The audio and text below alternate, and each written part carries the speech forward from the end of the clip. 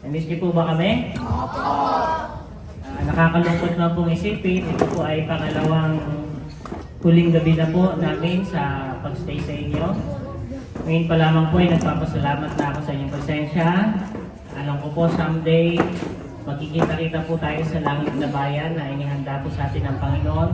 Hindi po dito ang huling yugto ng ating pagtatagpo. Tayo po ay pinangakuan ng Diyos ng buhay na walang hanggan. Pag tayo namatay, tulog lang tayo, antay tayo sa second coming, gigisingin tayo ng Panginoon, aakyat tayo sa langit. Yung kanina pong kanta na team song po natin, sana maalala niyo lagi, Tagumpay ng Pag-ibig. Yun po ay naisulat ko last week lang po bago tayo mag-start dito. At sabi po doon, ang totoong buhay na binago ng Panginoon, totoong may Kristo ay yung buhay na binago ng Panginoon. Ang inyo pong natatanaw sa gabing ito ay ang bundok Sinai. Medyo, siguro tatagal ako ng mga 10 minutes kaysa sa normal kasi may isang gabi akong na-miss eh. Ayoko na may utang ako sa inyo, baka hindi ako makatulog. Okay? Ang inyo pong tinatanaw ngayon ay ang bundok po ng Sinai. Ang bundok ng Sinai kung saan bumaba ang Panginoong Diyos at kinausap niya si Moses at sinabi ng Panginoon, pagkakaloob niya itong 10 utos na kanyang ibinigay kay Moses. Natatangi ang 10 utos sapagkat ito po ay hindi pinahintulutan ng Panginoon na ipasulat sa mga propeta na kanyang tinawag sapagkat mismong daliri ng Panginoon ang nagsulat sa 10 utos na kaya pa sa lahat ng Biblia na nakasulat sa 66 books, tangi-tangi 10 utos lamang ang isinulat ng daliri ng Diyos at lahat po halos ay sinulat na ng tao. Ibig sabihin, lubhang kahalagahan ang 10 utos para ipagkaloob ng Panginoon sa bansang Israel noon. Pero I believe that we are all God's people. Ang mga Pilipino ay anak din ng Diyos. Tama o mali? Tama. Kaya ang 10 utos ng Diyos ay para din sa mga Pilipino. Ang sabi po ng ilan, 2 na lang daw ang utos. Sabi po sa Lucas 10:27, ibigin mo ang Panginoong Diyos sa buong lakas, puso at kaluluwa. Tapos po ay ang iyong kapwa na gaya ng iyong sarili. Yan po ang sabi ng ilan. Pero hindi po nila nalaan na itong pag-ibig sa Diyos at pag-ibig sa kapwa, ang sabi po sa patuloy, sa 2 utos na ito, nauuwi ang buong kautusan. Hindi sinabing nawala, hindi sinabing 2 na lang. Ang sinabi ng Biblia, nauuwi ang buong kautusan. Ang akala ng marami, pag sinabing nauuwi, ay nawawala. Ito pong talang ito ay wala po sa Biblia. Pinalitan ko lang yan. Kung papatulan po natin ang idea na ang kautusan po ay nawala na. Yan po ang sabi ng ilan. Kaya po ang pag-ibig sa Diyos at pag-ibig sa kapwa ay hindi nagbubura ng 10 utos ng Diyos. Nangangahulugan lamang na ang pag-ibig sa Diyos at ang pag-ibig sa kapwa ay siyang summary ng 10 Commandments. Paano ba ibigin ng Diyos? Abay, siyempre, mamaya, isa-isahin po natin paano natin mamahalin ng Diyos. Kaya ang ibig sabihin sa pag-ibig sa Diyos, ito po ay nagpapatibay ng 10 utos ng Diyos ay hango sa kanyang pag-ibig. Tama o mali? Kapag tayo inutusan ng ating mga magulang, iniibig tayo ng ating mga magulang. At pag iniibig natin mga magulang natin, tayo ay sumusunod sa ating mga magulang. Kaya ang sabi ng ilan na wala na daw ang 10 utos ng Diyos, ano ang pahayag ng ating Panginoong Jesucristo? Ang sabi niya, sapagkat katotohanan sinasabi ko sa inyo, hanggang sa magawala ang langit at lupa, ni isang tuldok, isang kudlit sa anumang paraan ay hindi mawawala sa utusan hanggang sa maganap ang lahat ng bagay. Ibig sabihin, sabi ng Panginoon, mawala na tong lupa, no? Mawala na yung langit. Pero ni kudlit, ni tuldok, hindi mawawala hanggang sa huling panahon. Ito po yung New Testament. Sino nagsabi? Si Kristo ang nagsabi na meron pa ang kautusan ng ating Panginoong Diyos. Kung pastor nyo nagsabi wala na utos, mas mataas pa ba siya kay Kristo? No. Kung tagapagturo po ninyo ang nagsabing wala na utos, wag po natin pakinggan sa pagkasabi ng Panginoon. Mawala na ang langit lupa. Tanong sa gabi ito, ano man nila naman sa utos ng Diyos? So mabilisan, sabi po, huwag kang magkakaroon ng ibang Diyos sa harap ko. Ano po yung mga Diyos-Diyosa natin? Yung mga ginagawa natin, mga rebulto, nagawa ng kamay. Minsan yung pera, ginodiyos po natin. Minsan yung paglalaro ng video games. O kaya yung mga concert na mas mataas pa kaysa sa pagsimba sa Panginoon Diyos. Tara, simba tayo. Hindi, load akong concert. O diba? Walang paglalaan sa Panginoon ng panahon. O kaya isang artista na sikat, sabihin, wow, napakagwapo talaga na to. Eh hindi po talaga ito pagmamahal sa Panginoong Diyos. Ang sabi po ay huwag kang gagawa ng anumang larawang inanyuan. Nasa itaas man sa langit, nasa ibaba man sa lupa, o sa ilalim ng tubig, sa ilalim ng lupa, huwag gagawa. Ayun po ang sabi ng Panginoon. Ako po yung walang masamang tinapay. Hindi po ako nagpapatutsyada sa ibang pananampalataya. Pero kung gusto niyo po ng katotohanan, hindi po ako mananahimik na basahin mismo sa salita ng Panginoon yung kanyang inyutos. Dahil ayoko po na kayo po yung ngingiti dahil ako'y nagsisinungaling sa inyo. E di mas maganda na po na tayo ay minsan ay tumataas yung kilay. Meron pa palang pastor na nagtuturo na galing sa Biblia, sa salita ng Panginoong Diyos. Ang ayoko po kasi yung magaan lang na tayo susunod sa ating Panginoon na napakaraming bawal pero okay lang, mahal naman ako ng Panginoon.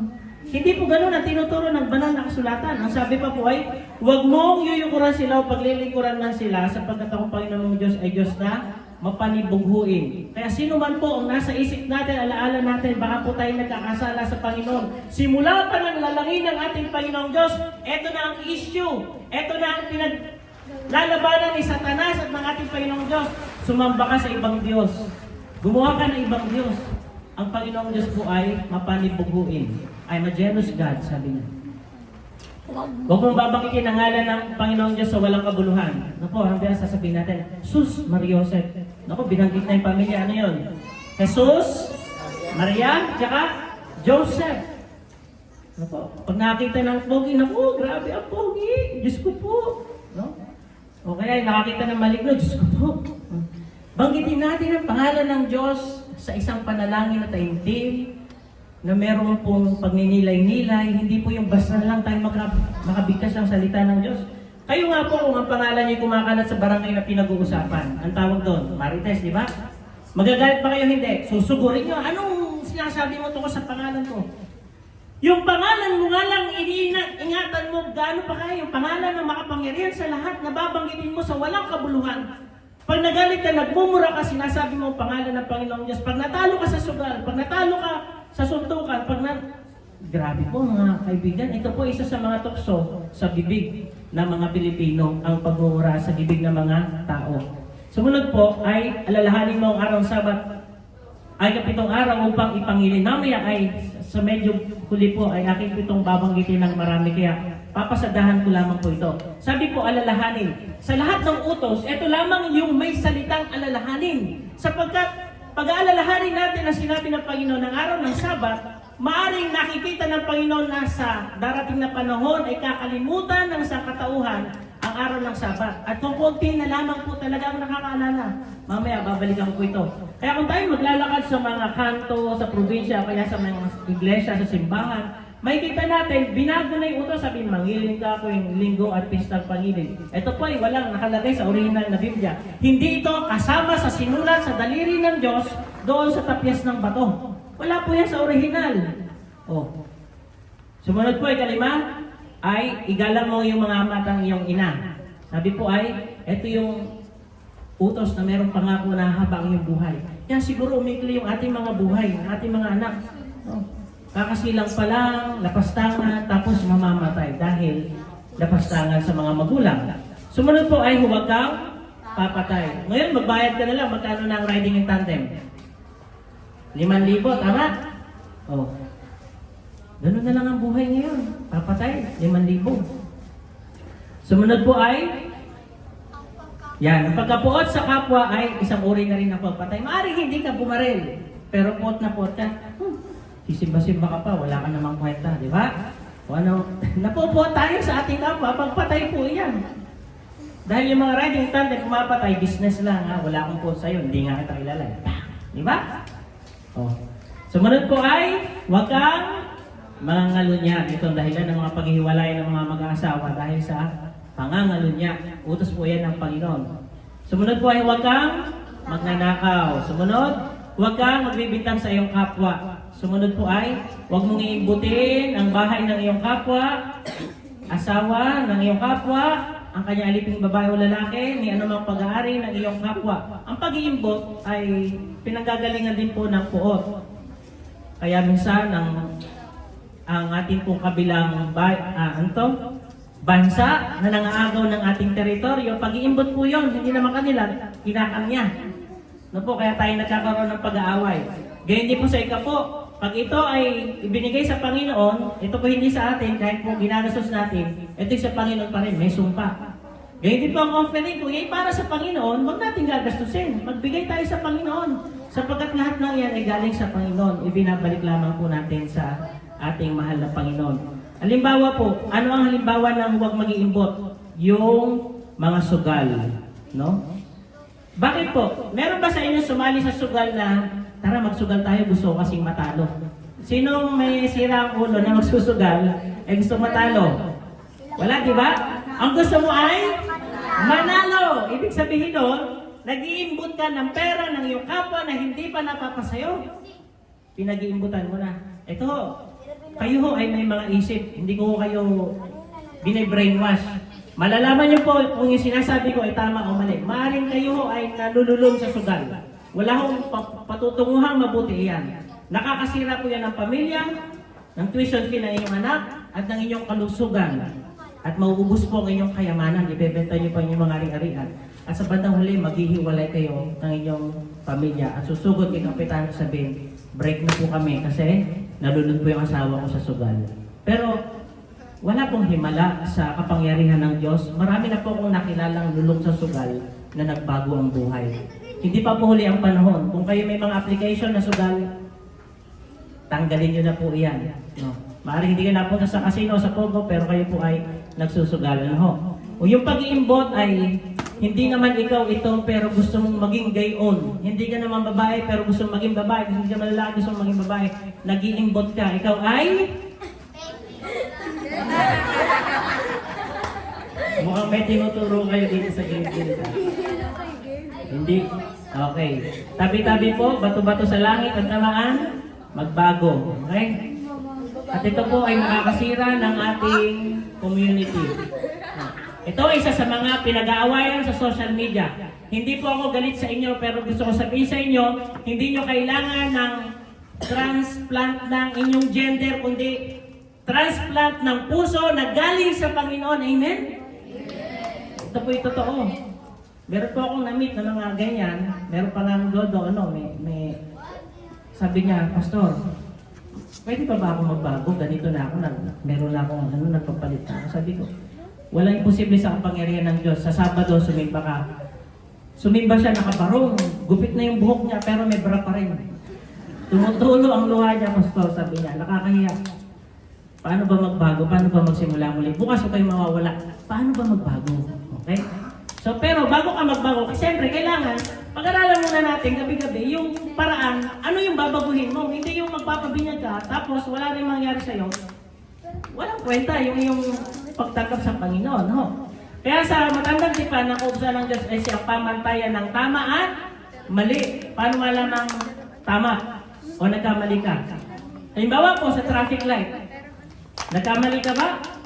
Siyempre, dahil red light, beeping the red light. Ganon din sa bawal umihit dito. Nagkamali ka kasi merong utos. Ganyan din po ang sa utos ng Diyos. Ang kasalanan ay ang pagsalangsang sa kautusan. Kaya kung sasabihin nung wala na kautusan, ibig sabihin wala ka ng kasalanan. Sasabihin, Pastor, nasa ilalim na tayo ng biyaya ng Diyos. Hindi na natin kailangan sumunod sa utusan. Nagkakamali po tayo sapagkat hindi sana dumating ang biyaya kung hindi sana natin nakilala ang kautusan ng Panginoong Diyos. Kung walang kautusan, wala rin biyaya.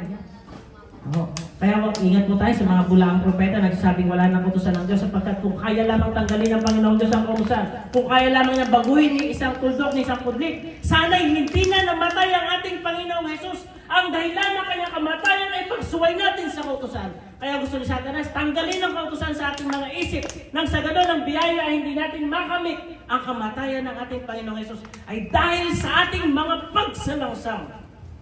Kung ang Panginoon na hindi nga niya kayang baguhin ang 10 utos, gaano pa kaya tayo na kahit tagapagturo ka, kahit pastor, kahit anong reliyon, hindi mo pwedeng baguhin ang bagay na lumabas sa bibig ng Panginoon. Sabi po, narito ang pagtitigan ng mga banal na testupad ng utos ng Diyos at ng pananampalataya kay Jesus. Sa huling araw, ang naghihintay sa pagbabalik ng Panginoong Jesus ay mga masunurin, hindi masuwayin. Walang dadali ng Panginoon sa langit ng mga masuwayin. Kinakailangan baguhin muna niya dito sa lupa bago niya baguhin doon papunta sa langit. Hindi po maaaring makaligtas tayo papunta sa langit na hindi tayo tagasunod sa ating Panginoon. Kaya ang biyaya ng Diyos ay nagbubunga ng pagsunod, hindi ng pagsuway. Sana po, klaro sa inyo mga kapatid, ito po ay part 1 pa lamang. Pagdating doon sa langit, wala nang mananalangsang. Kaya napakalaga po ng pag-rest natin sa Panginoon. Ipagkatiwala natin sa Panginoon. Ngayon, i-invite ko yung kakanta. Part 1 po, and then part 2. Mas kahindik-hindik, mga kapatid, mga kaibigan, mo kayong maalis sapagkat ngayong gabi mamumulat ang inyong mga mata. Bakit ang mga Seventh-day Adventist ay araw ng Sabado ang kanilang pangiling? Bakit ang iba'y linggo? Bakit iba'y biyernes? So atin pong tutunghayan ngayong gabi ang awit na kanila po ipagkakalood. Pagkatapos po ay magpapatuloy po tayo part 2. May nakahanda po ba kayo? Okay, sige. Kayo po ay pumarito po.